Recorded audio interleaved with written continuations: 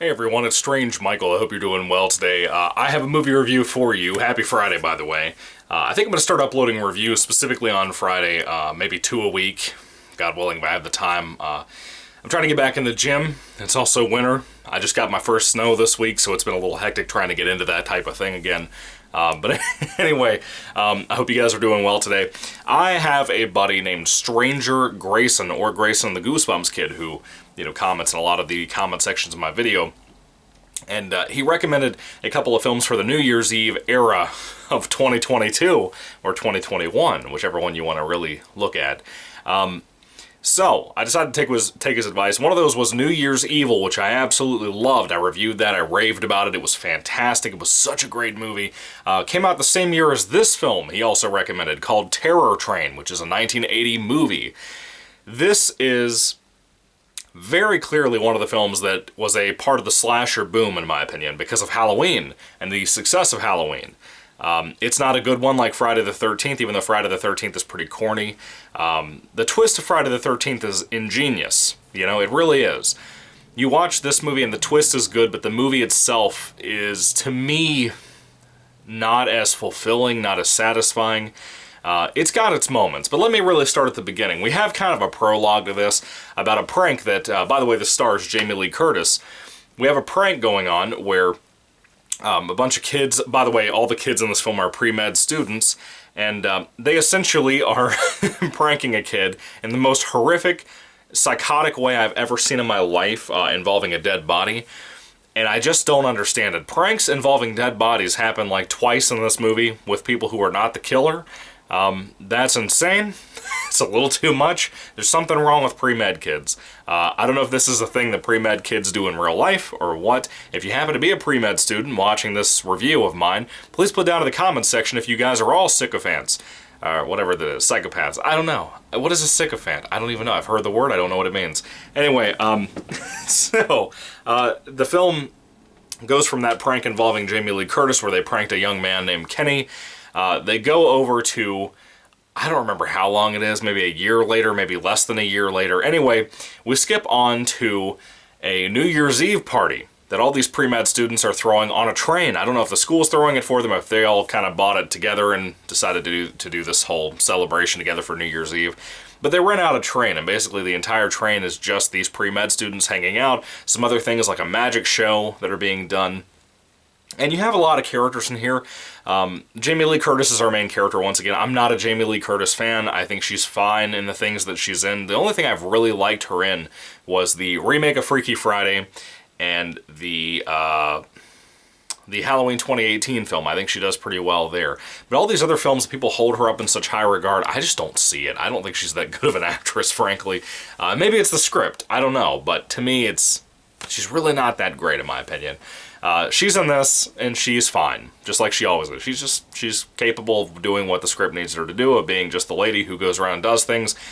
And for the most part, there's no real suspicion amongst the group. It's a whodunit movie. It's a mystery, a murder mystery. Very much in the vein of an Agatha Christie story, but it doesn't really have a whole lot going on. It's just kind of a guy on the train killing people. And we don't know who he is, because it's a whodunit. And I love that he wears, after he kills one particular guy, he steals a Groucho Marx mask, and he wears that, and that looks fantastic. Every time I see that mask on that particular person, it looks fantastic. I love it. It's a great mask to use for a serial killer, and it works great for this movie. And the setting of being on the train, I don't know if these are sets. They have to be sets to be able to have the camera be so steady and the background's moving around and swaying and stuff. There's clearly a budget behind this movie. It looks good, in my opinion. I watched this on Amazon Prime. It looks good. The sets are great. The atmosphere is just not all there, in my opinion. I like the utilization of the setting with the train and stuff. There are certain moments that they use the train for certain parts of the film, and I like that. That really worked for me. There's some decent gore scenes in here, some decent throw-off scenes. Being a whodunit, of course, you're going to have a billion hints as to whoever the killer could be. David Copperfield is in this. Yes, the magician. He plays a magician in this movie. He's in this. I saw the name, and I was like, that guy looks familiar. And then I saw it, I was like, that's David Copperfield. So yeah, he's in this. That's pretty cool. The twist is decent. The twist is pretty decent. It's kind of in your face. I don't really like the execution of the twist. I like the twist. You could see it coming from a mile away. There was another character that I did think that was going to be the killer, and it was not. I was surprised by that. It's a fun flick, but to me it's underneath average, frankly. I saw the IMDb score. I think it's like a 4 out of 10 or something. And I kind of lean that direction, frankly. I feel like it's well shot. Setting is pretty cool, but not utilized to what it needs to be, in my opinion. At least for atmospheric purposes. I don't know. I didn't get sucked into this movie. The characters and actors are all bland. The actors have nothing to do. The actors aren't that great to begin with. It feels like a Friday the 13th original movie, at least the first film. It feels a lot like the original Friday the 13th. That's kind of where films were at the time anyway for the slasher genre. But to be a slasher boom movie, it's alright. I really don't have much to say, but I know a lot of people, for whatever reason, hold this film in high regard in the horror community, and I understand that. I know a lot of people really dig it.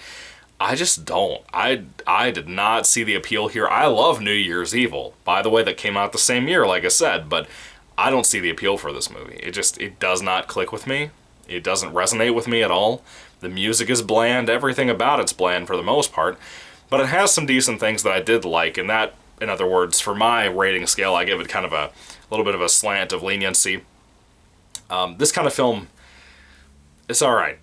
Everything about it is just okay.